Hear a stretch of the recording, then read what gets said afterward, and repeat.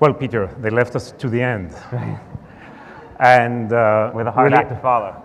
And exactly, and after this inspiring speech by Ayman Odeh, really I think not only is personally so impressive, but I really represents actually hope, definitely regarding the Israeli Palestinians. And with all the tragedy and the problems, I'm really a hopeful person. I think that Ayman and what he represents is really reason for hope. But let's talk a bit about us, if I may. We have so much in common. We both oppose occupation. We both think settlements are a disaster. We are both so worried about Israeli democracy. We are so worried about what's happening to young American Jews. You define the issue. I try to deal with it in my own humble way. We work in the same paper. We even have the same agent. And we wrote these 2 books in recent years that made something of, and attracted some attention. But what are the differences? If there is something, this has been such an impressive and inspiring day. The fact that there are so many people, so much energy. I'll tell you what troubled me during this day. I saw too much unanimity. Haaretz's role in Israel is to be subversive, to be annoying. My role in Haaretz is to be subversive and annoying, and to challenge some of our dogmas. And I think that one of the differences between us is that you go, in this sense, you are the orthodoxy. You are the orthodoxy of the subversives. And my question is, didn't we do anything wrong? Don't we have, as the Israeli Zionist left, don't we have some self-criticism? Netanyahu is awful, the settlers are horrible, the right is terrible, but are we perfect? Don't we have to question if we really want to change? After trying the same peace formula for 20 years, failing time after time, never mind who is, I'm not into the blame game. We failed so many times. Isn't it time to use such gatherings to think afresh? Bill Clinton changed America by changing the Democratic Party. He understood that as much as the Democrats couldn't stand Reagan, Reagan apparently got something right, and he had to change the Democratic Party in order to change America. Obama was elected as a unifier, not only just as an opposition figure. Are we doing this in Israel? Are the pro-Israelis, the people who care so much about Israel, are we doing that? My feeling is that not enough, and I actually think that it would be wonderful to end this inspiring day, but trying to begin this process of asking ourselves also, where did we go wrong, and how can we change? One of the differences between us is that you're an Israeli and I'm an American. So let me start by talking about the criticisms by talking about the community that I know best, which is the Jewish left in the United States. Since you are more intimately familiar with the Israeli left, and the world in which I live is the world of the American Jewish left. And I think we have made mistakes. First of all, the American Jewish left, and maybe this is something it shares with the Israeli left, has not reached out and recognized the centrality of creating a relationship with the Orthodox community in the United States. It is, in general, if you go to mainstream American Jewish organizations, there is a great deal of sensitivity towards the concerns of people who are religiously observant. And yet too often, when you enter left-wing spaces, there's that lack of sensitivity. I think that's a critical mistake. Just because of demographics in the United States, Orthodox Jews are going to play a larger and larger role in defining our American Jewish community. And although the community leans right, there is a yearning among one segment of especially younger Orthodox Jews for a more open conversation, but very often they never see people on the left who look like them, who can speak in their language, and who will ever do things like saying, we recognize that places like Hebron and the city called Shechem and Beit Lechem are precious to us. We recognize that these places are central to our history. It doesn't mean we believe that Israel needs to have sovereignty over them, but we recognize the pain that would come from not having access to those places, and we will fight for Jews to be able to have access to those places, even if Israel leaves the West Bank. I think that's the kind of thing that the American Jewish left doesn't nearly say enough.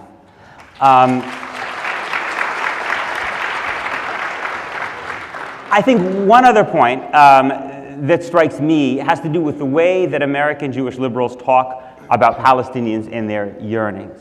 I think we are sometimes not willing and open enough to say what I think you and I think is fairly self-evident, which is that Palestinians are not Zionists. Palestinians do not, I know many Palestinians who I admire and respect and have taught me a tremendous amount. I don't know very many Palestinians who are happy that Israel was created in 1948. And I think it's important for us to state that honestly and to acknowledge that for most Palestinians, their greatest yearning, if they could redo history, would be that a Jewish state was never created in their midst. I think what the right does is it conflates that, the fact that most Palestinians wish in their heart of hearts that there were not a Jewish state, with the assumption that Palestinians could never accept any form of political compromise with Israel. And I think that's the critical mistake, because in political conflicts, inevitably, both sides give up on their deepest desires, their greatest dreams, and political solutions come when people get what they need, but often have to give up their deepest yearnings, just as Jews will have to give up our deepest yearnings to have control of greater Israel.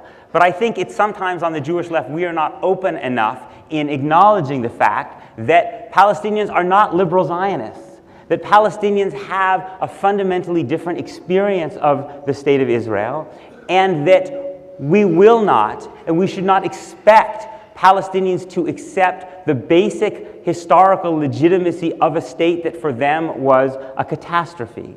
And I think that's something that liberal Zionists are often, in my experience, too unwilling to say. So you're actually saying that you don't really expect Palestinians to deeply accept the legitimacy of the Zionist project. But let me, sorry, just to make that. Right. I want to begin by saying passionately what we agree about, and then to challenge that a bit. Look, I see the present moment as a truly dramatic moment. I really hope we didn't pass the point of no return on the two-state option. But if we did not pass it, as I hope, we will pass it within 5 or 10 years. 10 more years, more of the same, there will not be a Jewish democratic state, and the Zionist project, which I deeply believe in, will be lost. In the process, the battle for Israel's soul, we are losing right now. So the reality is as alarming and dramatic in my mind as it ever was. And in this sense, the analysis of the Zionist left in Israel and here was totally correct. But one of the reasons we are stuck in this situation is that we did not address the legitimate fears of middle-of-the-road, reasonable Israelis. In my mind, Netanyahu is not the sin, he is the punishment. He is the punishment because of our failure to produce the Israeli Clintonian option. For 20 years, we don't have the leaders, we didn't bring the new ideas, we didn't bring the new spirit. And what basically happens, in my mind, is that the Israeli center, the kind of silent majority that is shrinking, but I believe is still there, people opened their hearts to peace in '93. From their point of view, they got terror. The Palestinians got other things, but from their point. Right. In 2000, they gave the outstanding offer, never mind what the Palestinians they got suicide bombing. 2005, dismantling settlements, you get rockets in Tel Aviv. Until we understand that reasonable Israelis have legitimate fears, that it's not just Jewish paranoia. We are neurotic and paranoid, but it's not only that. And if we do not understand that living in the Middle East, where everything is collapsing, we were also naive and wrong about the Arab Spring 4.5 years ago. If we will not develop a new concept that, on the one hand, sticks to our values, that there is no other way but the two-state way, that we must end occupation, that we must stop settlements, all this, but to put it in a new context, because the basic problem in Israel, and the reason we are losing the battle, and in a big way we are losing, is because of two reasons. Because what I call the Israeli WASPs, the white Ashkenazi supporters of peace, are perceived as detached from reality, as if people did not hear the news from Syria, as if they don't know how individuals and gays and women and Christians are dealt with in Gaza, as if we ignore all that, and we are perceived as detached from our people. We don't give the sense of Ahavat Israel that is the only one that can change Israelis. So in my mind, you know, we can sit in our bubble and smell our own perfume for as long as we want. We'll be pure, we'll be right, it'll be wonderful. You know, people will come here, we will go there. That will not change the reality. At the end of the day, Israel is still a democracy. In a democracy, you have to convince the majority.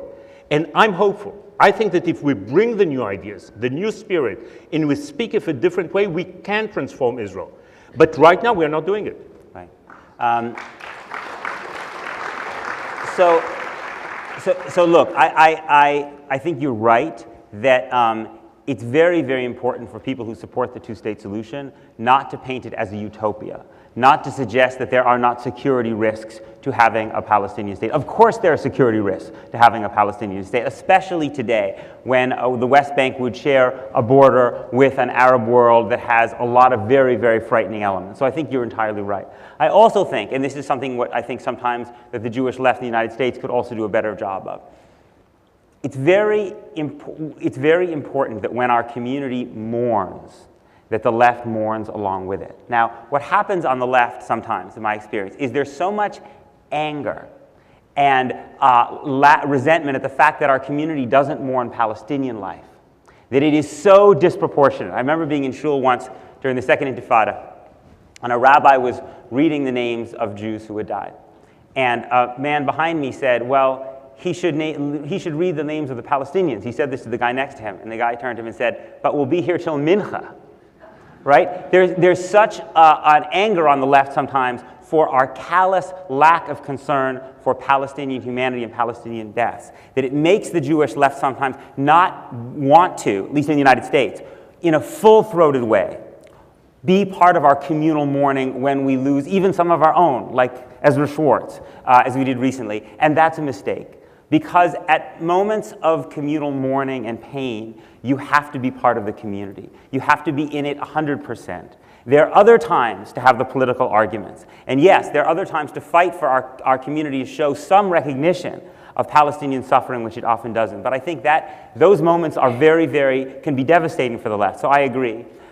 The last thing I would say, though, is you're talking about a very powerful political narrative that has taken place in Israel, which says, we gave them everything, we tried to leave, and they responded with terror, right? I just think it's important to remember that very powerful narratives can emerge politically in a country. It doesn't mean they're true, right? In the United States, there was a very powerful narrative that devastated the left in the United States, which said something along the lines of, we lost the Vietnam War because our country was stabbed in the back by the anti-war movement. It wasn't true. I'm not suggesting that Palestinian leaders, and especially Yasser Arafat, don't bear some of the blame for the failure of the Oslo process. They do. But we also on the left have to challenge this narrative because historians, we now have a lot of documentary work that's been done on these questions. We actually know a fair amount about what happened, and the story that Israel gave everything the Palestinians could possibly wanted and the Palestinians said no and never counter-offered and responded with terrorism, that is at best a half-truth. The truth is, The truth is that from the Palestinian, the fact that Oslo didn't stop settlement growth was a critical problem for Oslo from the very beginning, maybe a fatal one. And beyond that, that while Israel had offers, and I think Ehud Barak deserves a lot of credit for the offer he made in 2000, and I think Ehud Olmert deserves credit for the even better offer, the Palestinians also had offers.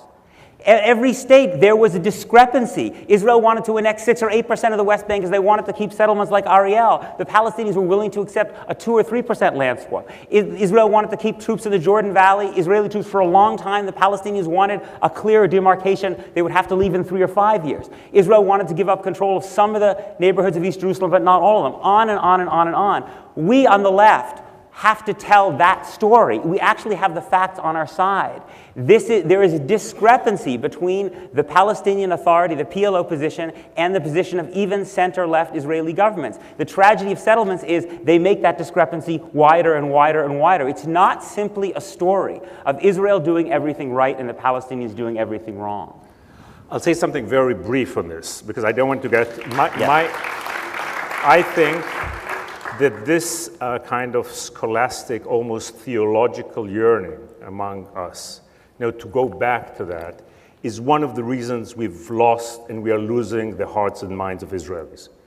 People, even if you're right, and by the way, I don't think you're right, but on some of the issues, so you are definitely the main mistake also in my mind was not to stop settlements. In many ways, if we had just stopped settlement in 1993, we would have been better off than. So I agree with that one. But it's a much more complicated. I don't want to go down that way. Right. But the problem is that as long as we are in this state of mind, we cannot break into the other people. We live. Look. The catastrophe, what has happened to the Israeli left, it evaporated. No, peace was not a concept. Even Meretz didn't talk about peace in the last elections. As Tzipi Livni said this morning, it became a dirty word in Israel. Now, again, a lot of this is because of the right, but we are playing into their hands by not really, look, the last elections in Israel were a referendum on hope and fear.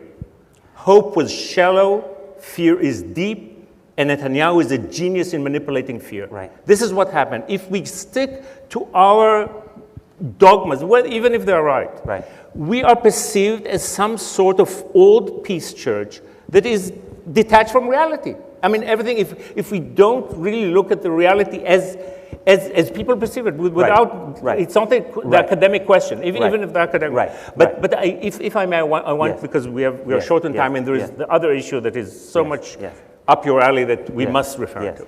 You really, and I give you all the credit for that, you in many ways defined the problem of the young Jews of the diaspora, especially the young American Jews, years ago.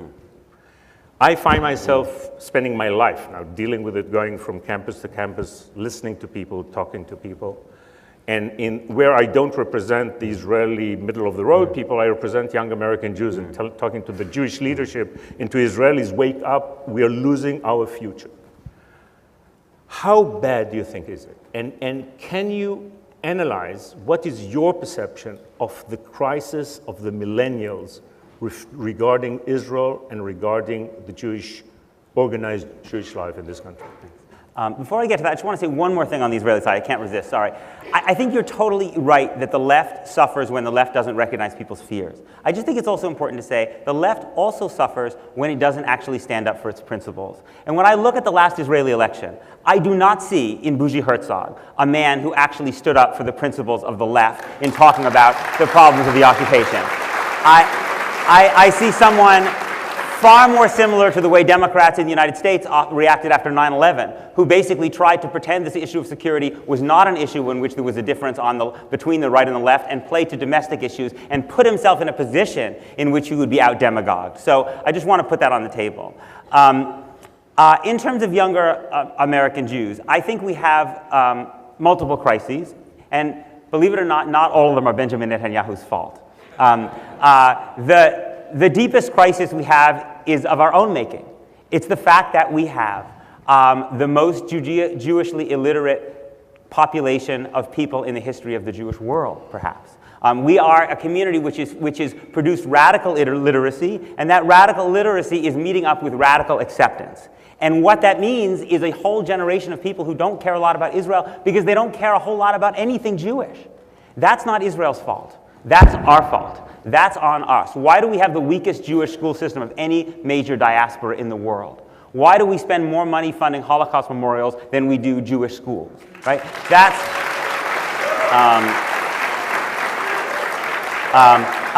but I'll just say, because I know I'll give you the last word, and I know we don't have much time. What's remarkable is even among those young American Jews who are committed, who do care, younger non-Orthodox rabbis, for instance, the independent Minyan movement, there you also see this kind of alienation, and it's because of the difficulty they have in reconciling what they think of as American Jewish culture, which its commitment to liberalism and universalism and human rights, and an Israel that they see is becoming more and more hyper-nationalistic and militaristic. And they are extraordinarily offended by the fact that an American Jewish leadership, which claims that part of the Jewish ethos is to have open discussion, will shut them down when they ask questions beyond a certain limit. I am not a supporter of the boycott, divestment, sanction movement. I am not a member of Jewish Voices for Peace. But I think we make a critical mistake when we do not allow people to ask those very hard fundamental questions, not just about Zionism itself, because Judaism is bigger than Zionism, and when young kids have difficult questions, we as a community should not shut them out. We should have enough confidence in our answers that we can talk to them.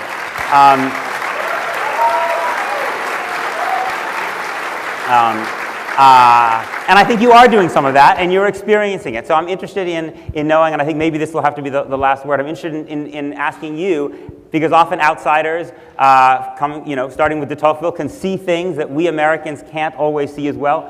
What do you see when you go out there? So first of all, I agree with you about the Jewish side, but on this issue, I will take the more critical approach regarding my country, my nation, and my government.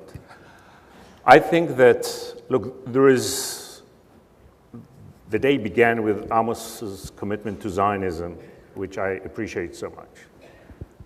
Zionism, the Zionist project, is especially needed for non-ultra-Orthodox Jews. Ultra-Orthodox Jews can survive as Jews without an Israel. It is non-ultra-Orthodox Jews and non-ultra-nationalist Jews who need Israel so much, not because I expect you people to make Aliyah. My Zionism is completely different. I really think I want two modes of Jewish existence. I want a flourishing, wonderful diaspora, and I want a flourishing, benign Israel. But the two are interdependent, and we will not have a future without you, and you will not have a future without us. My governments have been betraying that mission.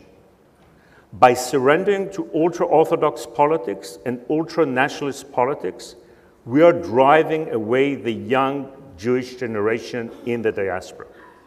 Rather than Israel being a beacon of hope, of inspiration, we are making it gradually a source of embarrassment and confusion. So I think that the need, in my mind, it goes against the grain of Zionism. And in my mind, I think there is no other way but to renew effective, inspiring, progressive Zionism. On the one hand, we have to understand, we have to give, and this is where we have to give the positive. Israel is a man-made miracle. Israel is fundamentally astonishing. The fact that we built this home against all odds, the fact that fundamentally it is a democracy, it's a remarkable achievement. But we've been endangering it, we've been tainting it, gradually been destroying it now for decades. So the mission, the problem young Jews in the diaspora that I listen to all day long, they see two Goliaths. On the one hand, Israel is perceived more and more as a Goliath, and sometimes the Jewish community is perceived as a Goliath. And for their generation, this is unbearable. So the mission, and I think this is a nice note to end on, the mission is to make Israel a David again. There is no life for us if we won't make Israel the benign, liberal democracy it must be. With that, we'll end. I agree it's a miracle, and I think that making it that is going to require a lot of struggle. Absolutely. It's a pleasure.